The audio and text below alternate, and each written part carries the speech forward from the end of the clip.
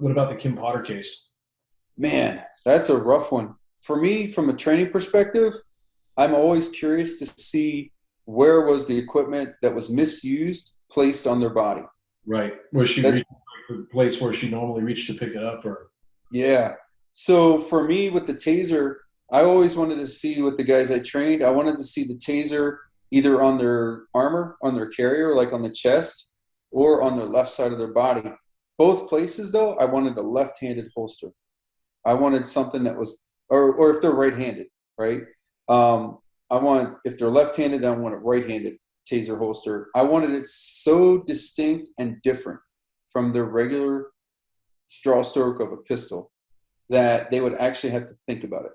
Mhm. Like, I'm going to access my taser means I'm going to have to use my left hand and do something that I never do to produce a lethal weapon. Mhm. So and I started doing that after I saw, I I want to say it's New York, but I'm not 100% on that. It's been quite some time. A officer had the taser in a thigh holster directly under the service weapon, Mhm. and guy in the back seat goes to tase, says taser, taser, taser, pulls a pistol and shot the guy in the chest while he's handcuffed in the back seat of the car. Is a taser use appropriate when they're handcuffed in the back of the car? By SOP, yes. You know, you can tase somebody to get control of them if they're in the back of the car, kicking the windshield or kicking the windows out. You know, I've seen guys get kicked in the face before trying to deal with somebody handcuffed in the back of a car. It's basically an up kick. It sucks. There are other ways to deal with that. But in her case, the taser was an authorized use of force. However, because of where she had it placed, when she dropped her hand down, she grabbed her Glock instead of the taser and killed somebody. Immediately, as soon as that came down the pipe, through various use of force, emails, training, that kind of thing, we immediately started telling our guys, you have to mount the taser in a distinct position on the left side of your body or on the opposite side of your strong hand, on somewhere where you will have to think consciously about drawing that tool. So for me, it was always on my armor, up high, left hand. So I would have to use my left hand to present it. A completely distinct and different, separate movement than my gun hand. And so if I were to look at what happened with her, I would want to see how her gear was set up and how much training she had on it. I know she had spark tested it 6 times out of the last 10 times that she had worked. So she had 6 occasions where she had pulled it out and tested it. You know, they call it a spark test. You just fire it to make sure it's working without shooting the prongs out or whatever, and make sure the batteries are up and all that good stuff before you go into service. So she had spark tested it 6 times. I don't know how many times she had dry practiced with accessing her taser. I don't know how many times she had practiced accessing that taser under duress against a resisting opponent. You know, you take the training cartridges out, it's just the empty shell, the holder of the taser, and you just practice getting that thing out while you're fending somebody off or making space or giving verbal commands. And they also have training cartridges you can use for that too. I don't know. I'd like to see. I really would like to, just for curiosity, like to see what the training records are on that and how often she did that. I think her sentence, if I understand the law in that area, I, my understanding is they did not prove that she intentionally killed, that she intentionally pulled the pistol, that she at any point in time realized that she had pulled the pistol instead of the taser and continued anyway. All those things would prove intent. I don't know that they proved that. So I don't really have too much of an opinion on what went down legally, as far as the ruling and all that. I do I do know that there's probably going to be a civil case coming too. You know, in addition to legal cases. I'd be interested to see what happens on appeal, just from a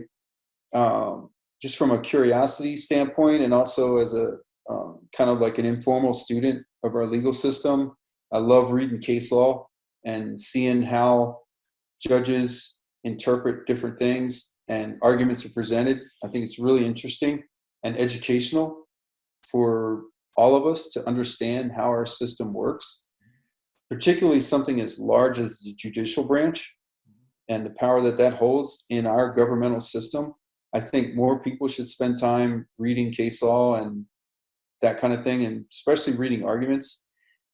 Some attorneys give some really good arguments and present perspectives that we might not think about when it comes to these kind of things.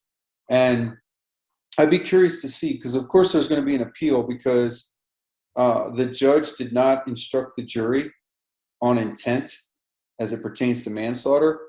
And so obviously there's going to be an appeal. And so I'm curious to see how that's going to play out. But I think as far as her actions and what we can learn from her actions,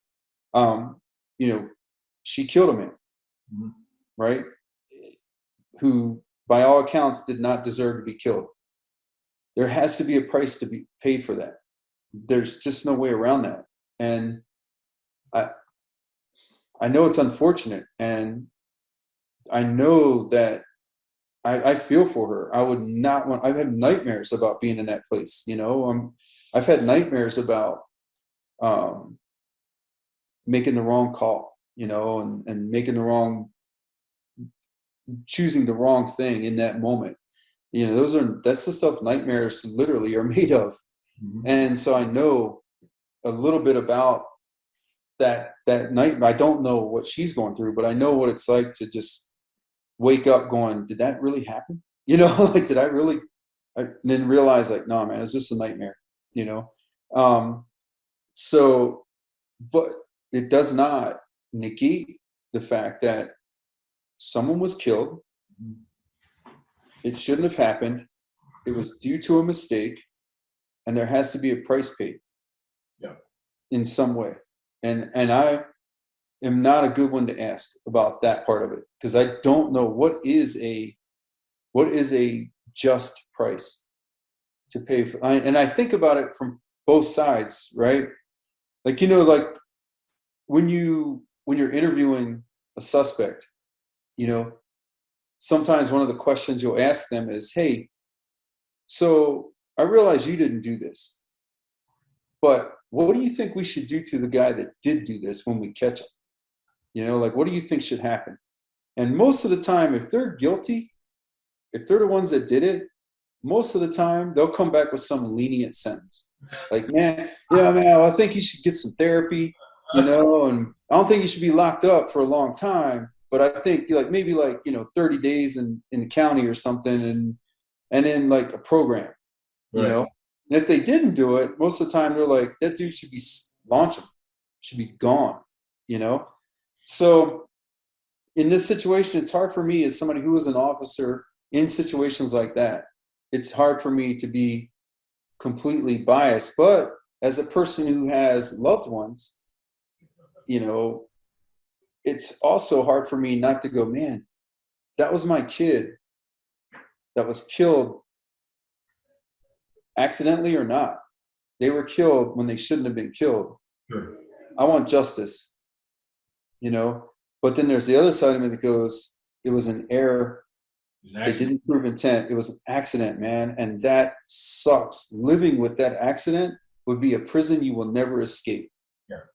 Right? Like, a normal person will never escape that prison, and will probably never have another normal day in their life. Right. They will be tormented until the day they die, if they don't expedite the process of death. Right. So it's tough, man. That is such a hard call to make. But for me personally, as a trainer, I would really want to see her training records and how the gear was placed on her body. And if there were SOPs, standing operating procedures, or uniform regulations in place regarding where the taser is placed on the body, how often she practiced, and how often she was placed in practicals or scenarios where she had to access the right tool at the right time under duress. Mm-hmm. You know, those are the things that are really interesting to me. I'd really like to see that part of it. Man, it's an incredible tragedy all around. Yeah. You know, regardless of, you know, I've seen a little bit of the, you know, the person who was shot, you know, he was not a nice person. I've seen a little bit of that. We have to always remember that today's victim is tomorrow's offender, and today's offender is tomorrow's victim. It's just kind of how that works, you know, in the world of police work, police interactions, you know, and you have to keep that in mind when you're dealing with somebody. Like, just because yesterday this guy was a horrible human being does not mean that today he doesn't deserve as much professionalism as I can muster to handle his victim status, you know? So going into that, I don't think the officer, you know, I would hope she did not go in there biased. I don't think they proved that. I think they might have wanted to prove that she had some sort of bias that caused her to have intent, but I don't think they proved that.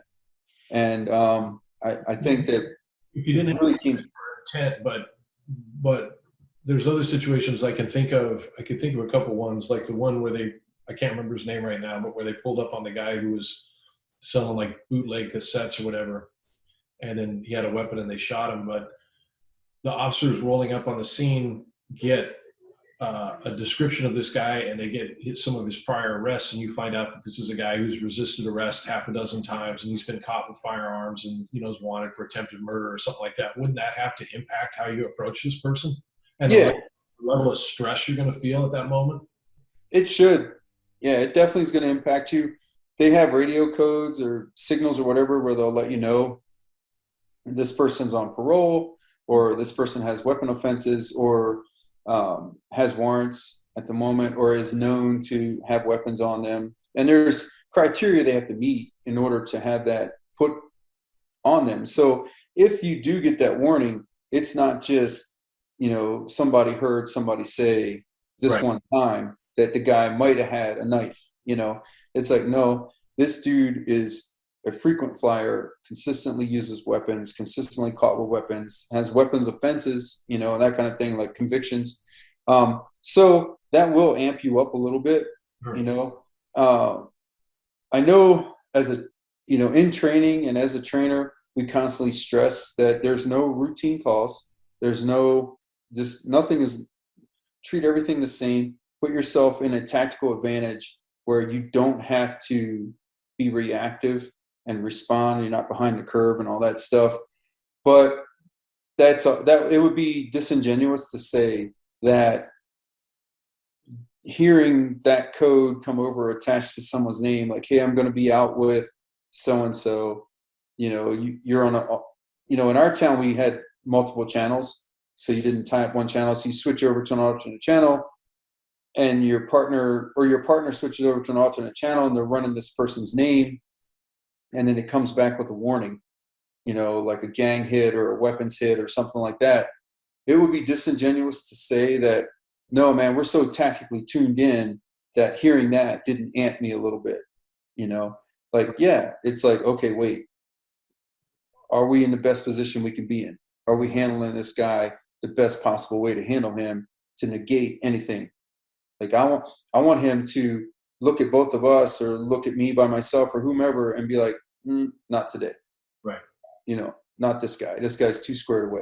Mm-hmm. And so, yeah, I think receiving that over the radio will amp people up and take them up. I still don't know that I just don't know that they proved that anything there. Yeah, I don't know either. Created intent on her part. And that's going to be interesting in the appeals process when it comes out, just to see, like, what will that look like? Right. Will they argue? They're going to have to argue that. That's the whole appeal right there. 100%. The entire appeal is intent. Yeah. You know, or I mean, it's going to be based on You know, they sentenced her manslaughter, but without proven intent. Right.